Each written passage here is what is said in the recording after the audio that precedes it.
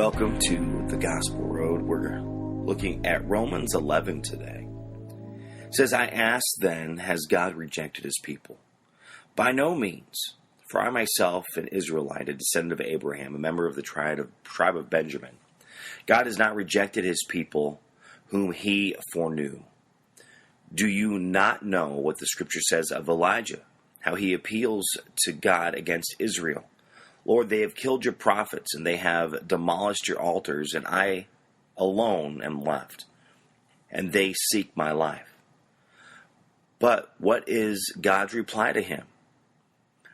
I have kept for myself 7,000 men who have not bowed the knee to Baal. So at the present time, there is a remnant chosen by grace. But if it is by grace, it is no longer on the basis of works. Otherwise, grace would no longer be grace. What then? Israel failed to obtain what it is seeking. The elect obtained it, but the rest were hardened, as it is written. God gave them a spirit of stupor, eyes that would not see and ears that would not hear, down to this very day. And David says, let their table become a snare and a trap, a stumbling block and a retribution for them. Let their eyes be darkened so that they cannot see and bend their backs forever. So I ask, did they stumble in order that they might fall? By no means. Rather, through their trespasses, salvation has come to the Gentiles, so as to make Israel jealous. Now, if their trespass means riches for the world, and if their failure means riches for the Gentiles, how much more will their full inclusion mean? Now I am speaking to you Gentiles, inasmuch then as I am an apostle to the Gentiles, I magnify my ministry, in order somehow to make my fellow Jews jealous, and thus save some of them. For if their rejection means the reconciliation of the world, what will their acceptance mean but life from the dead? If the dough offered as first fruits is holy, so is the whole lump. And if the root is holy, so are the branches. But if some of the branches were broken off, and you, although a wild olive shoot, were grafted in among the others, and now share in the nourishing root of the olive tree, do not be arrogant toward the branches.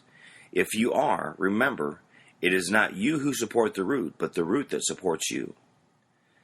Then they will say, branches were broken off so that I might be grafted in. That is true. They were broken off because of their unbelief, but you stand fast through faith. So do not become proud, but fear. For it is God. For if God did not spare the natural branches, neither will he spare you. Note then the kindness of the severity of God. Severity towards those who have fallen, but God's kindness to you. Provide you continue in kindness, otherwise you will be cut off. And even they, if they do not continue in their unbelief, will be grafted in. For God has the power to graft them in again. For if you were cut from what is by nature a wild olive tree and grafted, contrary to nature it is a cultivated olive tree. How much more will these, the natural branches, be grafted back into their own olive tree? Lest you be wise in your own sight. I do not want to be unaware of this mystery, brothers. A partial hardening has come up upon Israel until the fullness of the Gentiles has come in. And in this way, all Israel will be saved, as it is written. The deliverer will come from Zion, and he will banish ungodliness from Jacob. And this will be my covenant with them when I take away their sins. As regards the gospel, they are enemies for your sake. But as regards election, they are beloved for the sake of their forefathers.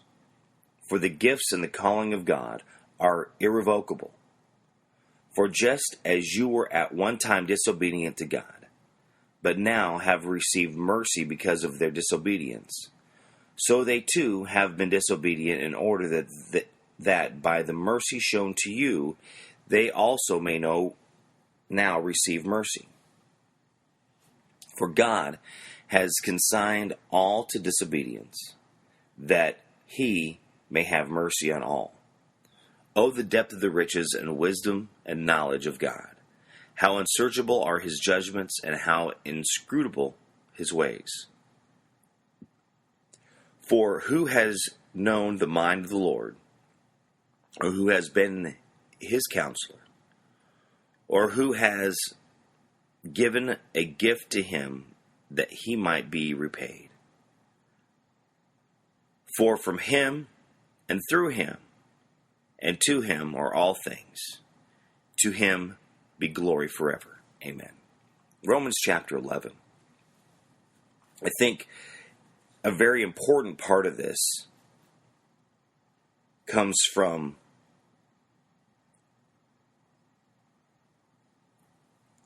verse 18,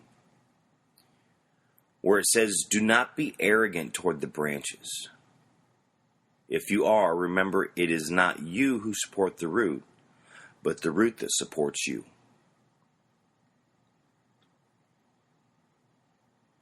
Also, it says to not become proud.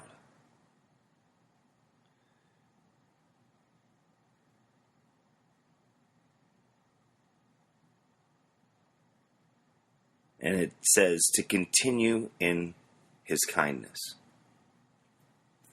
That's important, especially as you are growing yourself, as you are growing personally, professionally. You have your own business. You're trying to move your way up the corporate ladder.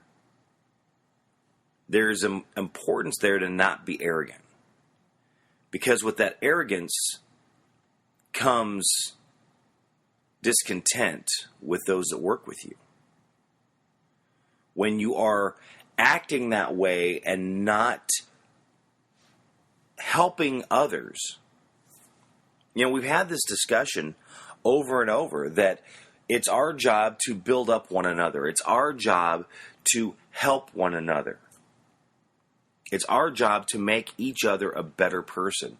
So as you are moving your way up, you are helping others to also become better people, to move their life to that next phase, to that next level.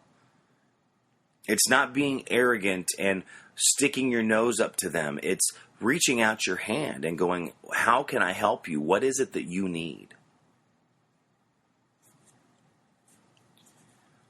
By doing that, you're bringing people together. You're making them stronger. As you are going up that ladder, it's that tree. It's the tree that's growing. It starts at the roots. And at one point, you were in those roots. At one point, you were the support system. And then as you grow, it's the roots that are supporting you. But as the roots are supporting you and pushing you up, you are also then there with those roots to then help those roots grow higher.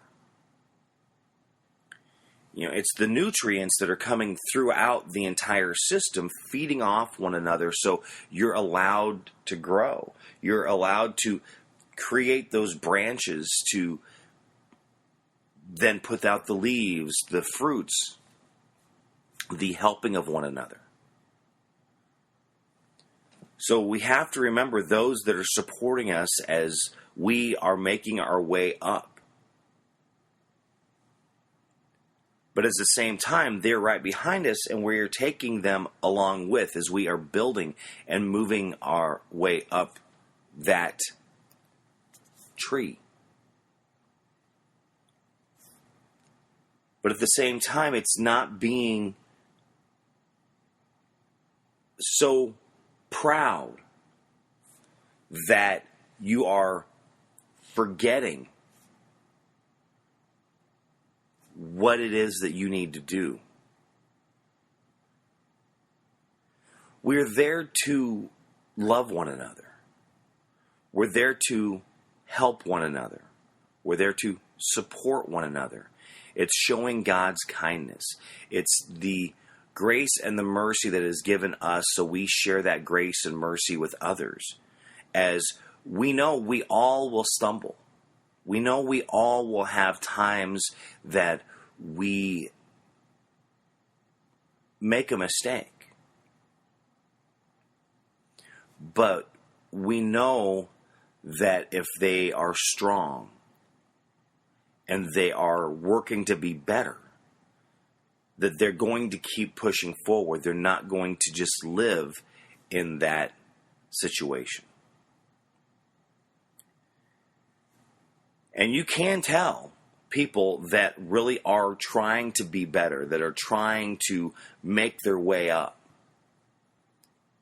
or become better people, or those that just want to stay right where they are, the level where they are. They want to be that victim. They want to just stay where it is because in some ways they're too fearful to try and make the way up. Not that there isn't fear as you're going up that tree, as you're making your way up the ladder.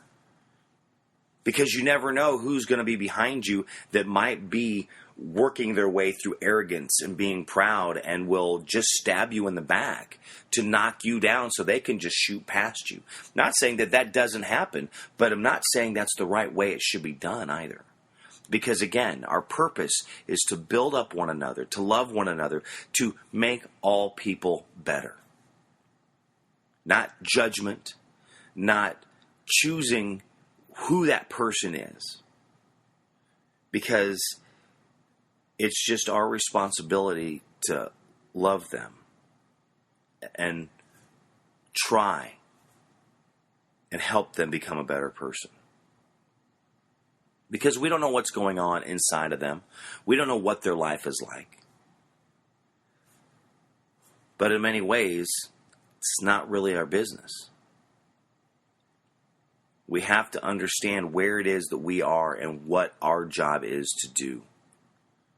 You know, I say many times, if you're a Christian and you are having that relationship with God, it's a personal relationship with God. It's between you and God. When we all sin. We all sin differently. We've all been condemned. And a lot of the condemning comes from we all sin differently. But no sin is different. It's all the same in God's eyes. So as you are moving yourself up, as you are building a company, as you are moving yourself up in a company, it's remembering to support one another. It's remembering where you came from. It's remembering you were once in that root system before you started going up the trunk, into the branches, into the leaves. If it wasn't for the support system, we would not be able to be where we are on that higher plane. But then, you know, at some point, someone else needs to come up because we're not going to be there forever. Retirement, death. I mean, life has a cycle. And then that's where we need to encourage others, uplift others, help others, build better people to be able to take that over. And then they can keep that success going. For you, for them, the company, families, the world, community, overall. It's all of that working together. It's that loving one another. It's that really strong encouragement for one another. No one ever said it'd be easy. No one ever said that we're not going to have obstacles and we're not going to stumble and we're not going to find ourselves in areas that we're not thinking the way we want to, but we have to be aware of that to then snap that back in. As we are lifting up those to help them become better, they should be also encouraging and lifting you up as well, lifting us up to get to that next step. We're supporting one another. We're helping each other get up that ladder because we're just kind of weak. I saw something that said, it was a Facebook post that says that I'm strong, but I'm tired. And there's days that happen that you're just pushing forward so much, but you just get tired. You need to be able to take a breath, to relax. That way you can keep yourself charged to keep pushing forward. But we need that time for us to be better for others. Because if we do not take care of us, if we do not keep ourselves strong, we will not only fail us, but we're going to fail those around us. Romans chapter 11. Again, we're in different levels in our journey. So read it for yourself, and what is it that comes to you? There's always lots of information. But for me, it's always remembering to love one another. Doesn't matter who they are. We need to be there. Doesn't matter their beliefs, how they live. We need to love them. Love. Compassion. Grace. Mercy. Again, we have our own mind. We have our free will. We make our decisions. We cannot make decisions for others. They have to make that decision for them. I have to make my decisions for me. Will everybody agree with my decisions? No. Sometimes am I going to look back and look at my decisions and say, I'm not sure about that one. It happens. Again, it's a journey. But you don't let that get in front of you and hold you back. You keep going forward. Read Romans chapter 11. Thank you for listening to The Gospel Road. Have a great day. God bless.